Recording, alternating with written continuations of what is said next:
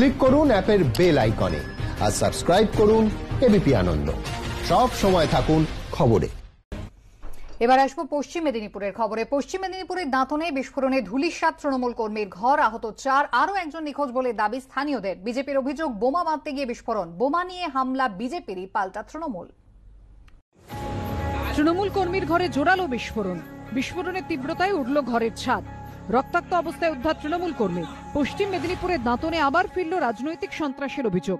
সোমবার বিকেল 5টা আচমকাই তীব্র বিস্ফোরণে কেঁপে ওঠে দাঁতনের রসুলপুর গ্রাম। গ্রামবাসীদের একাংশের দাবি, ঘরটি টিঙ্কু মল্লিক নামে খণ্ডরুই গ্রামের এক তৃণমূল কর্মীর।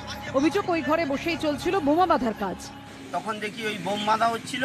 বোম বাঁধার পর একজন ইনজোর হয়ে পড়ে আছে, রক্তাক্ত অবস্থায় ওইখানে সব পড়ে আছে একজন, আর মোটামুটি 3-4 জন দৌড়ে পালিয়ে গেছে। এইটাই দেখেছি। কারা বাঁধছিল?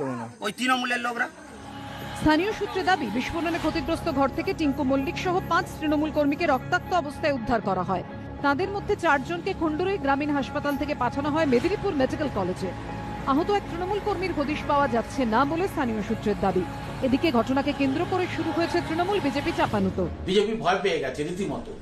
কেন? দাঁতনে বিধানসভা সম্মেলনটা খুব ভালো হয়েছে, জনসমুদ্রের আকার ধারণ করেছে। এটা দেখে এখন চোরাগোপ্তা আক্রমণ করছে।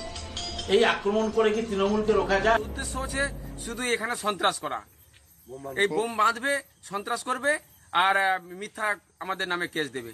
এই কারণ হচ্ছে আমরা এই দাঁতন টু পশ্চিমমন্ডলে তুর্কা 3 নম্বরের 4টা অঞ্চল আমরা বিজেপি পঞ্চায়েতে দখল করেছি। বিস্ফোরণ স্থল খতিয়ে দেখেন দাঁতন থানার আইসি সুব্রত মজুমদার। ওই ঘরে বোমা বাঁধা হচ্ছিল নাকি কেউ হামলা চালালো, সব দিক খতিয়ে দেখা হচ্ছে বলে জানিয়েছেন পশ্চিম মেদিনীপুরের পুলিশ সুপার দীনেশ কুমার।